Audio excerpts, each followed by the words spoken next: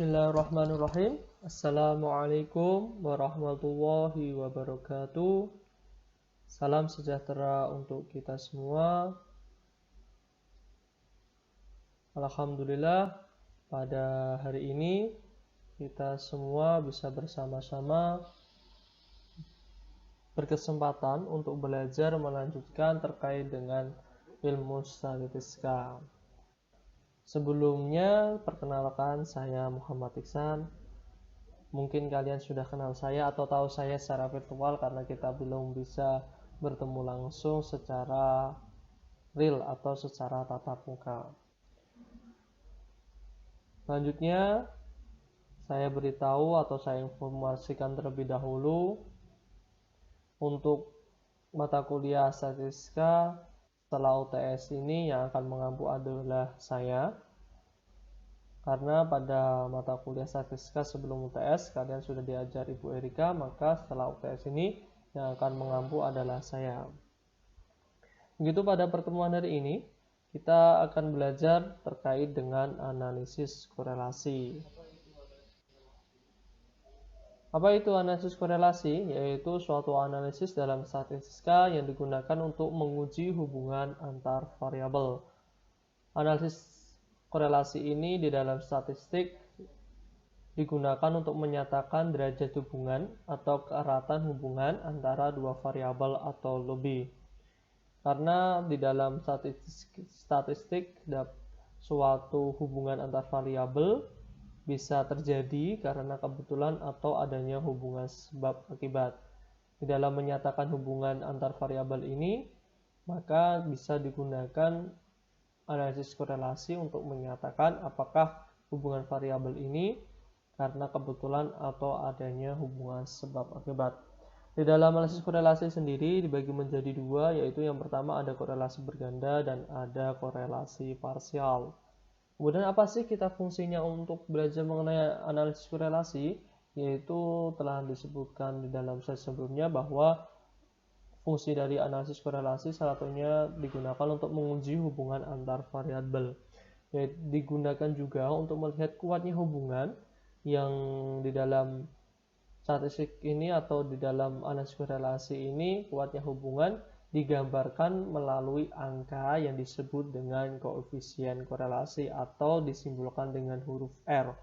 Di dalam huruf R ini nilainya harus di antara -1 sampai 1, tergantung arah hubungan negatif. Kalau arah hubungannya negatif yaitu nilainya 0 sampai -1, dan ketika hubungannya positif nilainya 0 sampai 1. Sebelum kita lebih jauh belajar mengenai analisis korelasi, saya akan mengingatkan kembali terkait dengan variabel. Sudah kalian pelajari semua bahwa di dalam suatu penelitian akan banyak menemui beberapa variabel, ada variabel bebas, serikat, dan lain sebagainya. Tapi khusus dalam analisis korelasi ini, kita biasanya hanya menggunakan dua variabel, yaitu variabel bebas yang biasa disimbolkan dengan X dan variabel terikat yang biasa disimbolkan dengan Z. Selanjutnya kita akan mempelajari mengenai koefisien korelasi. Apa itu koefisien korelasi? Koefisien korelasi adalah parameter yang menggambarkan hubungan antara variabel X dan variabel Z. Nilai koefisien korelasi atau biasa dinyatakan dengan R harus antara 0 sampai 1 atau 0 sampai -1, tergantung arah korelasi positif atau negatif seperti yang saya sebutkan sebelumnya. Kemudian apabila nilai R-nya ini menunjukkan angka 0, maka di dalam hubungan antar variabel tersebut dinyatakan tidak ada atau korelasi antara variabel X dan variabel Y tidak ada korelasinya atau tidak ada hubungannya. Kemudian apabila koefisien korelasi menunjukkan angka +1 atau -1, ini menunjukkan korelasi yang sempurna. Artinya ketika menunjukkan +1 yaitu korelasinya positif dan sempurna positif, dan apabila menunjukkan -1 korelasinya menunjukkan hubungan yang sempurna negatif. Kemudian di dalam koefisien korelasi, dalam analisis korelasi ini, nilai R tidak akan pernah dijumpai melebihi dari +1 atau melebihi dari -1. Kemudian di dalam analisis korelasi juga dikenal dengan adanya koefisien determinasi atau R2 atau biasa disingkat dengan R². Koefisien determinasi yaitu variabilitas variabel bergantung yang diakibatkan oleh variabel bebas atau X yang digunakan untuk seberapa jauh variabel dependen dapat memprediksi variabel independen dan nilainya antara 0 sampai 1. Dan apabila koefisien determinasi atau R2 ini memiliki angka 0, artinya prediktor atau X tidak mempengaruhi variabilitas dari Z. Dan apabila R2 atau koefisien determinasi memiliki angka 1, artinya variabel Z seluruhnya diakibatkan oleh prediktor variabel X. Selanjutnya kita akan mempelajari terkait dengan interpretasi dari nilai R. Tadi sudah saya sebutkan bahwa nilai R terdiri dari -1 sampai 1. Di sini, di dalam interpretasi dari nilai R ini, para ahli memiliki beberapa argumennya. Yang pertama ada interpretasi nilai R dari 5 kategori. Yang pertama ada korelasi yang diabaikan, kemudian ada korelasi yang lemah, korelasi sedang, kuat, sangat kuat. Kalian bisa lihat sendiri. Kemudian ada ahli lagi yang menyatakan bahwa interpretasi dari nilai R ini bisa menjadi 3 kategori. Yang pertama ada korelasi lemah, korelasi sedang, dan korelasi kuat. Kemudian di dalam praktiknya di farmasi rata-rata kita menggunakan kategori korelasi yang menjadi 5 kategori. Yang pertama ada korelasi yang sangat lemah yang terdiri dari +- 0 sampai 0,01, +- 0,001 sampai 0,2. Kemudian ada korelasi yang lemah dari +- 0,201 sampai 0,4. Kemudian yang ketiga kategorinya korelasi cukup kuat, yaitu nilai R-nya terdiri dari +- 0,401 sampai 0,6. Kemudian korelasi kuat +- 0,601 sampai 0,8 dan korelasi sangat kuat 0,801 sampai +-1. Ini merupakan kategori dari interpretasi nilai R yang biasa digunakan di Fakultas Farmasi Universitas Wahid Hasyim ini. Selanjutnya kita akan mempelajari mengenai pola hubungan yang tergambarkan di dalam diagram pencar atau tebar. Apa itu diagram tebar? Yaitu suatu grafik yang menunjukkan titik-titik perpotongan nilai data dari dua variabel, variabel X dan variabel Z. Dari diagram pencar ini juga menggambarkan pola hubungan dan keratan hubungan. Semakin rapat tebarannya, maka semakin kuat hubungan antara variabel X dan variabel Z. Tadi sudah saya sebutkan bahwa hubungan antara variabel ini di dalam analisis korelasi bisa disebut dengan linear positif atau hubungannya positif, negatif, dan tidak ada hubungan. Ini di sebelah kiri kalian dalam PowerPoint ini sudah digambarkan terkait dengan hubungan yang linear positif ada di kiri sendiri. Ini hubungan positif, jika X naik maka Y juga naik. Kemudian hubungan yang negatif yaitu ditemukan apabila X-nya naik tetapi Z-nya turun, maka ini analisis korelasinya hubungannya antar variabel linear negatif. Kemudian pada diagram scatter yang terakhir atau yang paling pojok kanan, ini pola hubungannya nggak jelas, maka pola hubungan ini menyatakan bahwa variabel X dan variabel Y tidak ada hubungannya. Next, apa itu arti arah hubungannya? Yang pertama, ketika kenaikan nilai variabel X dan akan selalu diikuti dengan kenaikan nilai variabel Z, atau penurunan nilai variabel X akan selalu diikuti dengan penurunan nilai variabel Z. Ini hubungan positif. Kemudian hubungan negatif dinyatakan bahwa kenaikan nilai variabel X akan selalu diikuti dengan penurunan nilai variabel Z, atau penurunan nilai variabel X akan selalu diikuti dengan kenaikan nilai variabel Z.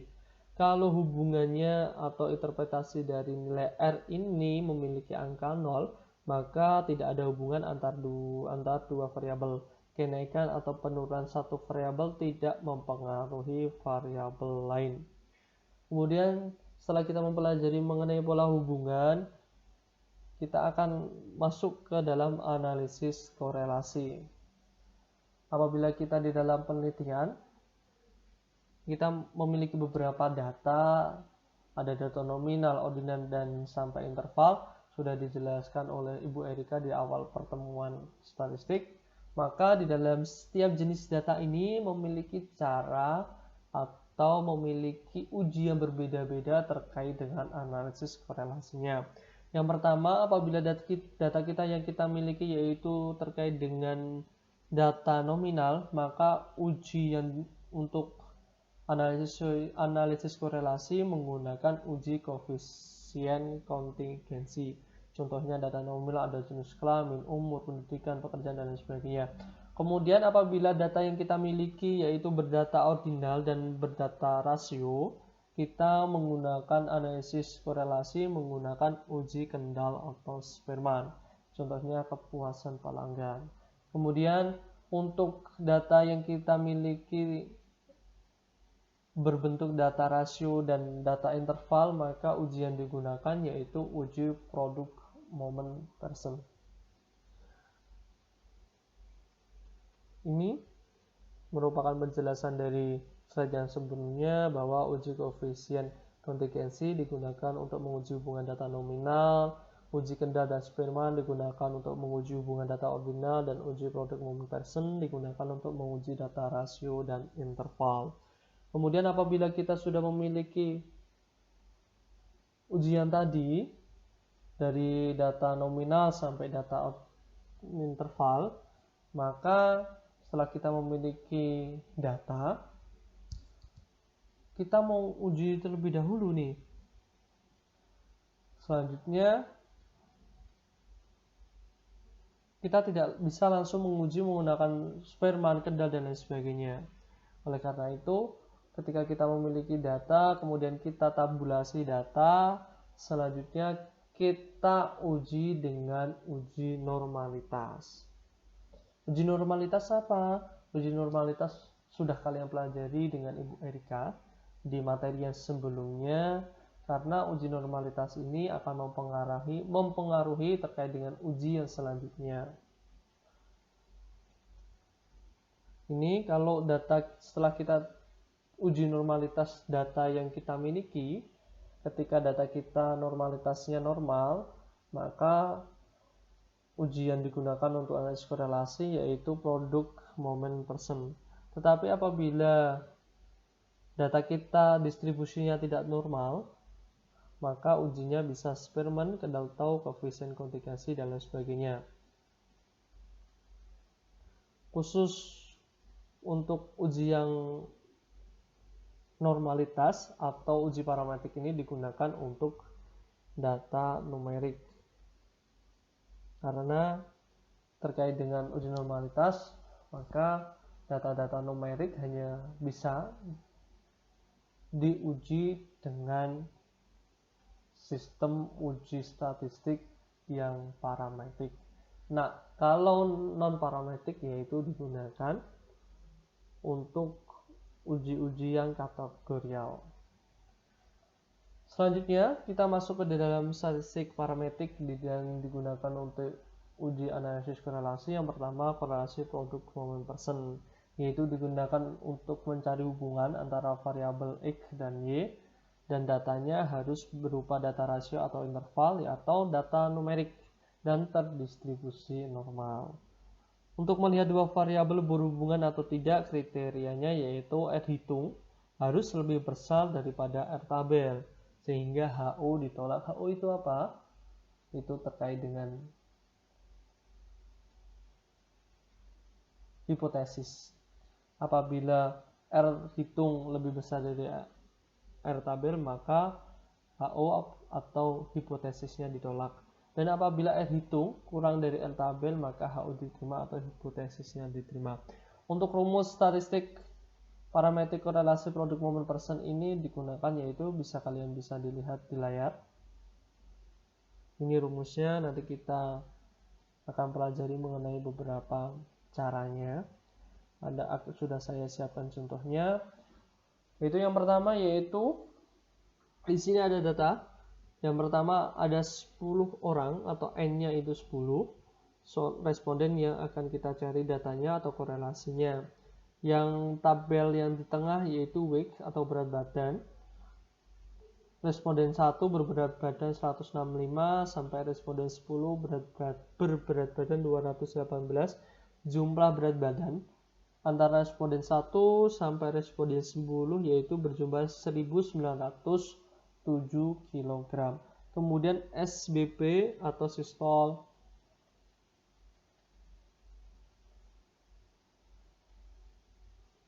blood pressure atau tekanan darah sistolik pada responden 1 berjumlah 134, kemudian untuk responden 10 berjumlah 146.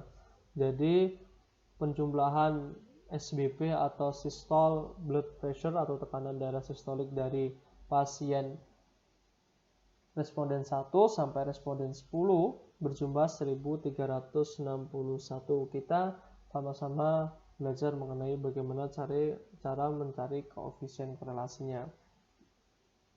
Ini sudah saya siapkan semuanya. Ini ada kursornya di sini. Ini berat badan tadi. Kemudian ini SBP-nya. Kita jumlahkan rata-rata ini. Selanjutnya ini X, ini Z. X di sini yaitu ini weight, ini kan variabel X, ini variabel Z. X di sini yaitu ini. Kemudian di main jumlah dari semua variabel X yaitu sini. Jadi 165 dikurangi 190,7 berjumlah main 25,7. Kemudian yang tabel bawahnya atau tabel kedua ini yaitu 243 dikurangi 190,7 jumlah 52,3, dan sampai bawah cara berhitungannya seperti itu. Kemudian kita ke tabel Z, yaitu variabel Z dikurangi dengan jumlah variabel Z. Yang pertama ini SBP-nya responden pertama yaitu menunjuk angka 134 dikurangi angka 136,1, ketemunya minus 2,1, dan lain sampai bawah. Cara penghitungnya juga seperti itu. Kemudian kita ke tabel yang selanjutnya. Ini X2 atau kuadrat 2 yaitu 25,7 dikuadratkan angkanya 660,49. Kemudian untuk 52,3 kuadratnya yaitu 2735,29. Itu cara perhitungannya, sampai bawah juga perhitungannya seperti itu semua. Kemudian untuk tabel Z2 ini sama, ini yang Z dikuadratkan. Jadi untuk responden yang pertama atau kolom yang pertama ini min 2,1 kuadratnya 4,41, kemudian 18,9 kuadratnya 357,21. Selanjutnya untuk XY ini didapatkan dari kolom ini dikali kolom ini, yaitu minus 25,7 dikali minus 2,1 sama dengan 53,97. Itu caranya, semuanya sampai bawah begitu. Inilah cara untuk mendapatkan data-data seperti itu. Selanjutnya setelah kita mencari, ternyata R-nya segini. Apa tadi rumusnya? Rumus dari korelasi produk momen persen yaitu ini, jumlah dari X kali Y dibagi dengan akan jumlah X kuadrat dikali dengan jumlah Z kuadrat. Ini 2116,56 merupakan jumlah dari X kali Z. Dan ini dibagi dengan, kemudian dibagi dengan penjumlahan X kali Y. X kuadrat.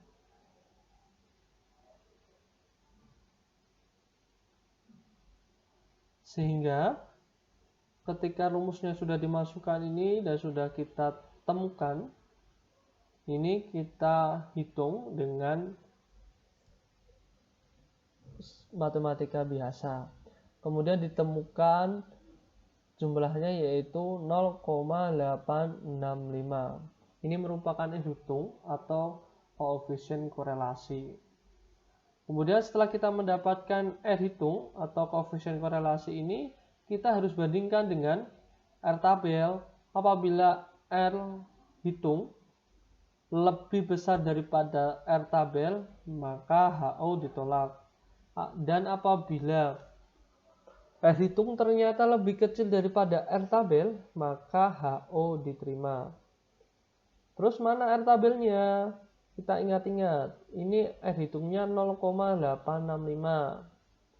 Tadi di dalam penelitian ada 10 kan, itu namanya sampelnya 10 atau respondennya 10. Kita kemudian menggunakan 0,05 di sini karena taraf kepercayaan apabila tidak diketahui di dalam penelitian, biasanya atau kemungkinan besar taraf kepercayaan tersebut biasa menggunakan taraf kepercayaan 95% atau 0,05. Di sini R tabel terkait dengan koefisien korelasi,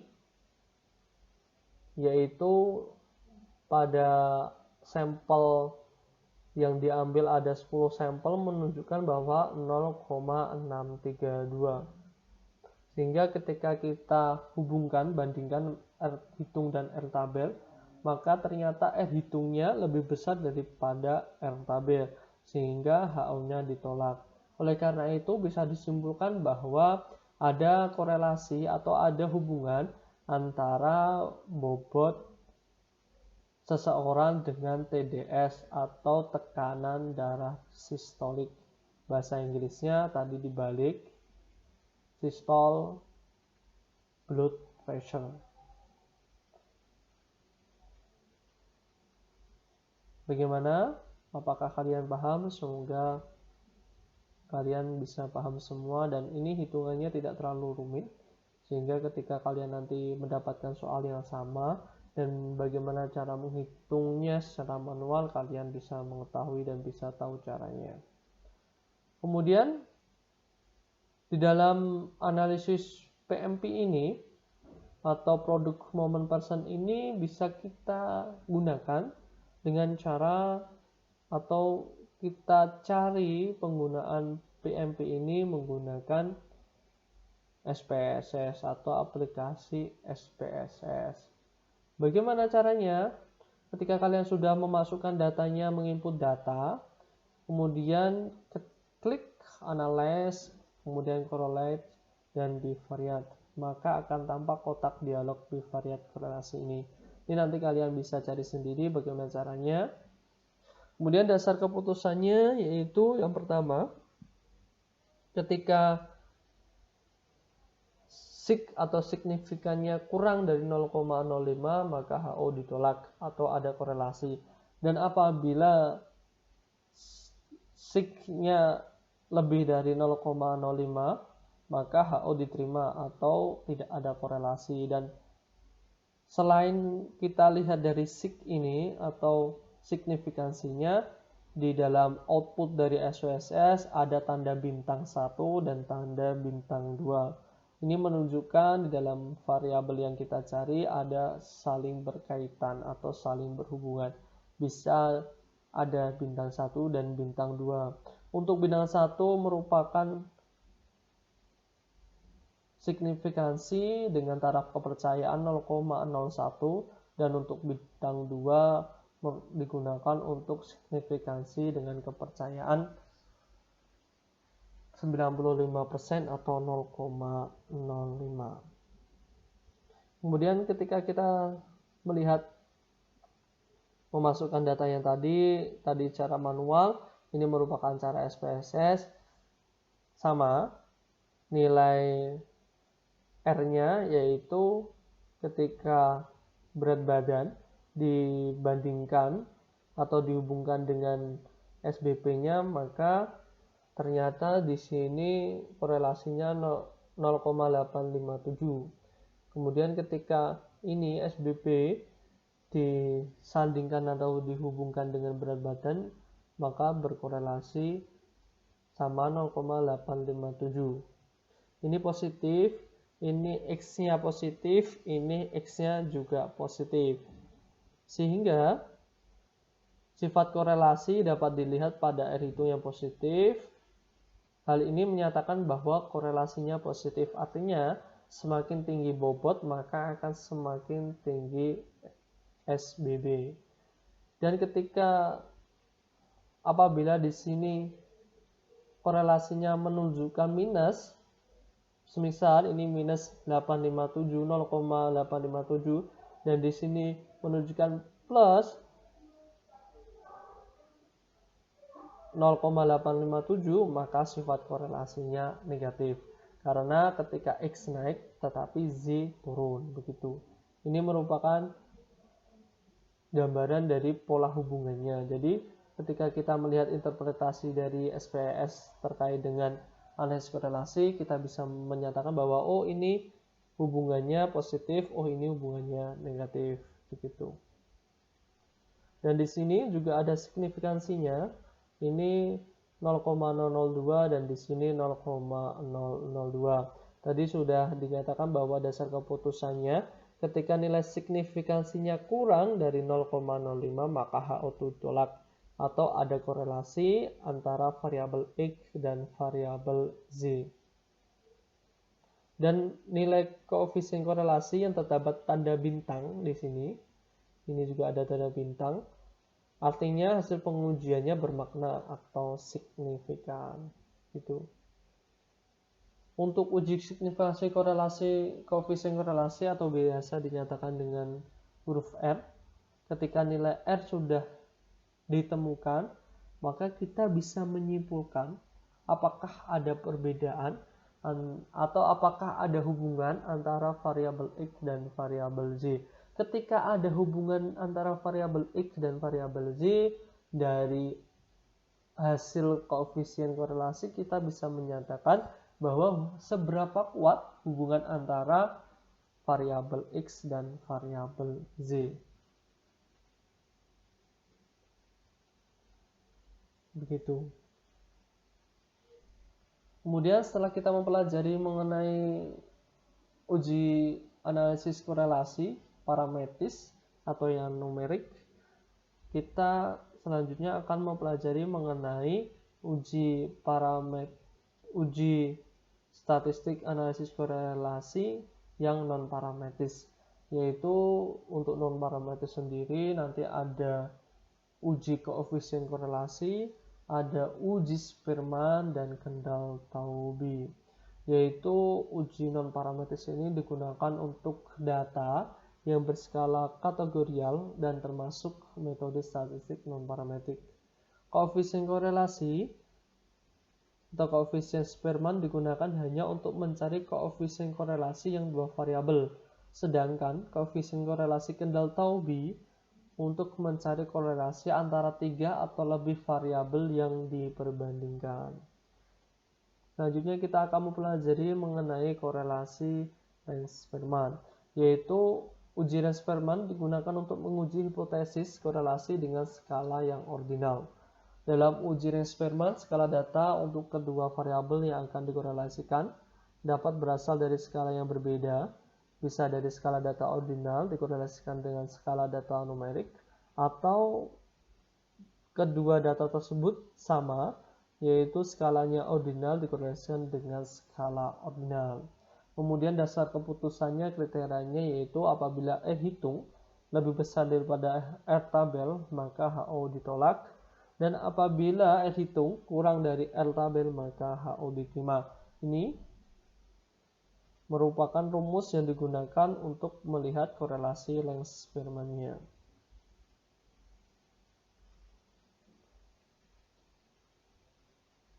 Ini koefisien korelasi Lenz-Spearman sama dengan 1 di minus 6 jumlah D2 yaitu selisih antara ranking dua variabel, kemudian di per N dalam kurung N2 min 1 N yaitu jumlah pasangan pengamatan.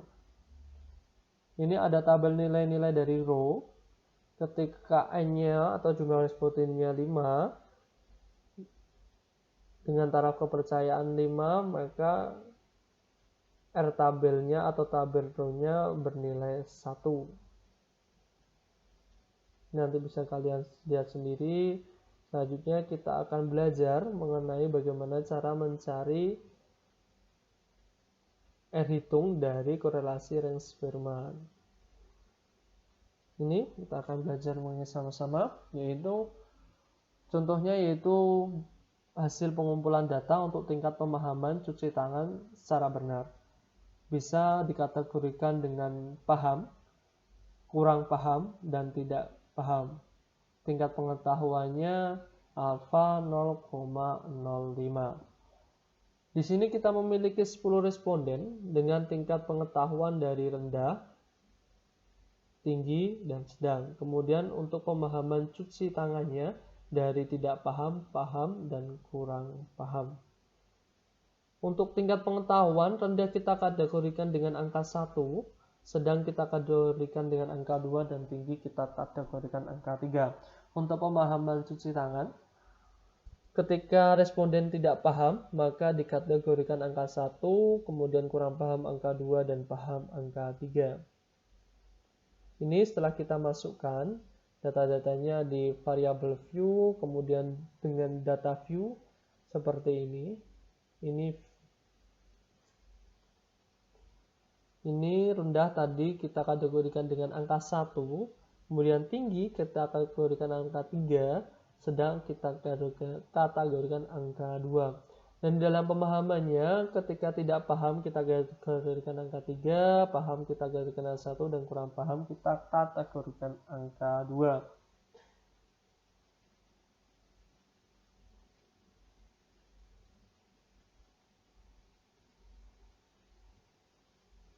Selanjutnya, kita akan mencari D1 dan D2.